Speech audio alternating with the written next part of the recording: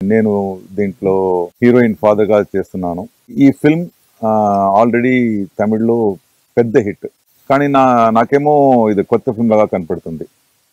Usual గా ఏం చేస్తున్నారంటే ఒక ఫిల్మ్ రీమేక్ అంటే అలాగే చేస్తారు, ఫ్రేమ్ టు ఫ్రేమ్, అదే కలర్స్, అదే క్యారెక్టర్స్ అని. డైరెక్టర్ గారు డాలి గారు తెలుగు నేటివిటీ కోసం మంచి చేంజెస్ చేశారు. ఇప్పుడు ఒరిజినల్ ఫిల్మ్ కన్నా చాలా ఇంట్రెస్టింగ్ గా, చాలా ఎమోషనల్ గా ఉంది. డాలి గారితో నేను ముందే ఒక ఫిల్మ్ చేశాను, కొంచెం ఇష్టం కొంచెం కష్టం అని. The very soft spoken, very tender guy. Pawan Kalyan గారితో నేను ఎర్లియర్ ఫిల్మ్స్ తొలి ప్రేమ చేశాను, చాలా రోజుల తర్వాత కొమరం పులి చేశాను, దాని తర్వాత ఇప్పుడే చేస్తున్నాను. I find lot of change in him. I can see lot of maturity in him. చాలా బాగా జరిగింది. Very interesting story, very very good family drama, comedy, emotions, మధ్య మధ్య థ్రిల్లర్ లాగా ఒక సస్పెన్స్ కూడా ఉంది. చాలా బాగా ఎంజాయ్ చేశాను.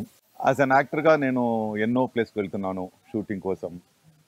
పెద్ద పెద్ద సిటీస్, చిన్న చిన్న విలేజెస్, ఫారిన్ ఎక్కడెక్కడో వెళ్తున్నాను.